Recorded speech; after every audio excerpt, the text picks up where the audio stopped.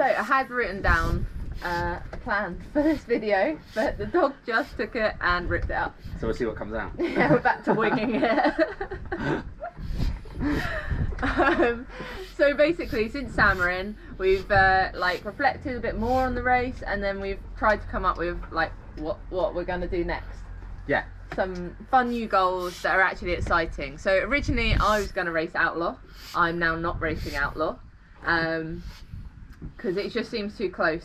I was doing really well off of the bike, but the side pain I've been getting is just, I'm fed up of getting it, to be honest. So I want enough time that I might actually make a difference to that. So I'm going to try see how hard it is basically to become a age group European champion. So I'm going to do the ETU long distance championship at Challenge Almere, and that's my goal. So that's about 13 weeks away. And then Well, yeah, I was going to be doing Challenge Almere at the end of the year, and then I nicked see it. how fast I can go at a full length Ironman.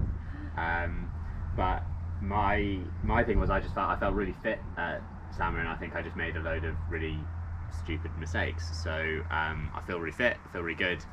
I'm gonna race some smaller standard distance triathlons just to get the racecraft back under my belt, and then I'm gonna race the Outlaw in July. Yeah. Because I want to race sooner because I actually feel quite good.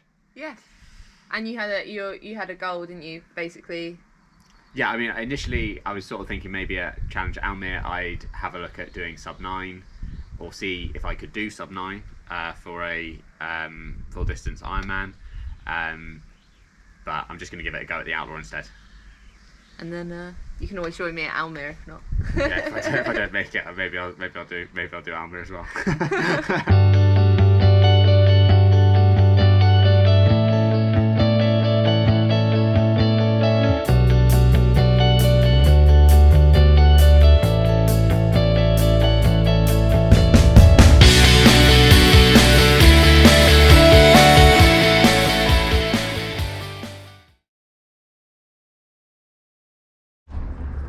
What made you decide to chase sub 9? What made you do it, Daddy? What made you do it? Cool. Okay, so what made you oh my god.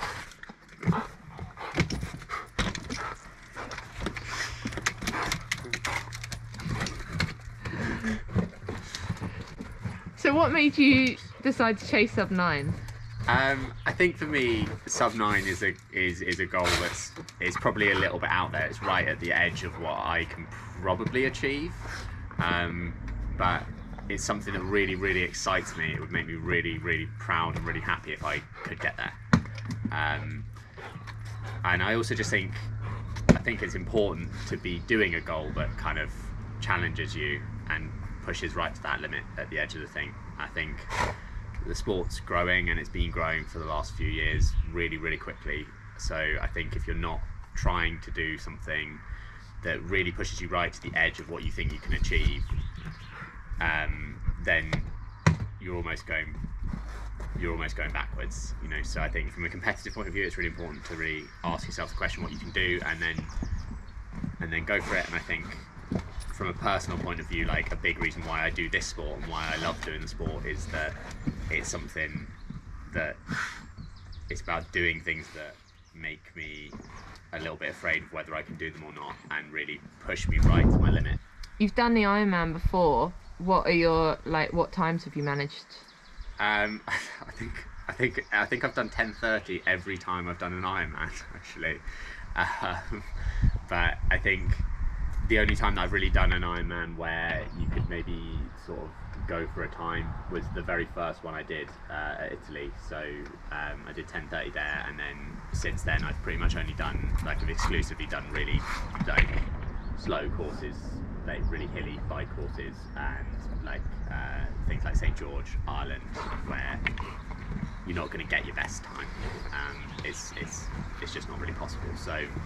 So to go sub 9, you're going to have to go really quickly. How do you think that's going to break down in terms of splits? So I mean, I know for an Ironman swim I've done 54 minutes before. I'm relatively confident that I can do a low 50-minute Ironman swim. I think how I like to think about that is if I can do the swim and both of the transitions in an hour or less, I think that's a really good start for me and put me in a really good position.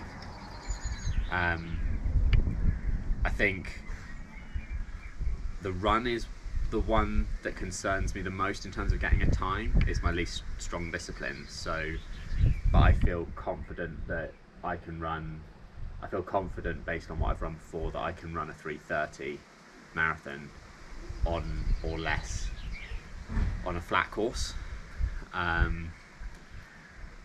which would allow me, I think, 4.5 hours to do the bike, which is average over 25 miles an hour or 40 kilometers an hour, which is very fast, but I think achievable based on how my riding's been going this year.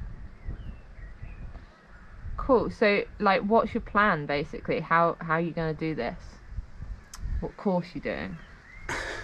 So, I decided to go for the Outlaw. It's meant to be a relatively fast course. I'm not sure whether it's the fastest course that you can possibly go out and do, but it should give an honest representation, at least, of where you're at. Training wise, I actually having time to reflect on Samarin, I actually felt really fit. So initially, I'm just going to keep things going the way they were going and work on through the progressions.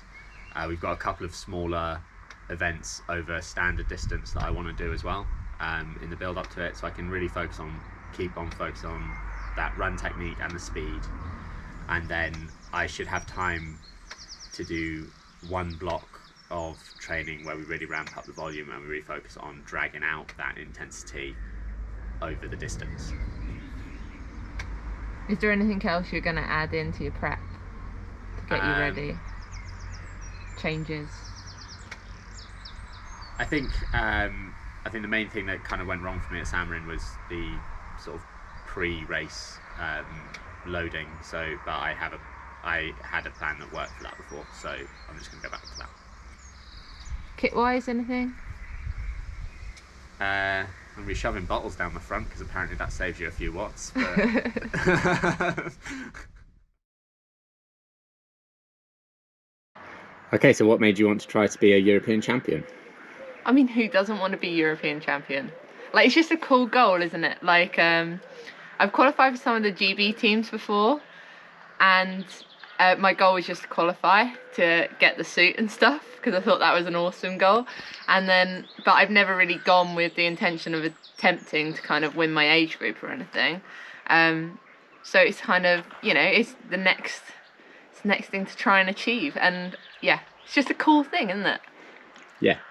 So what do you think you'll need to do differently this time than when you've been to these kind of races before? It's the longer distance one, which I don't have like loads of experience at.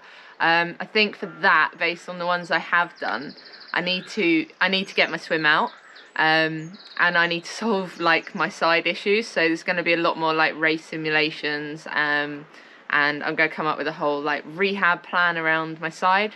And then I'm swimming really well in the pool. So like most of my sets between 120 and 130 per 100 meters, but I can't get it out in open water. So there's a couple of things about open water swimming we're going to practice, but also like I've been just having issues with the wetsuit because I'm really tall and I fit into nothing.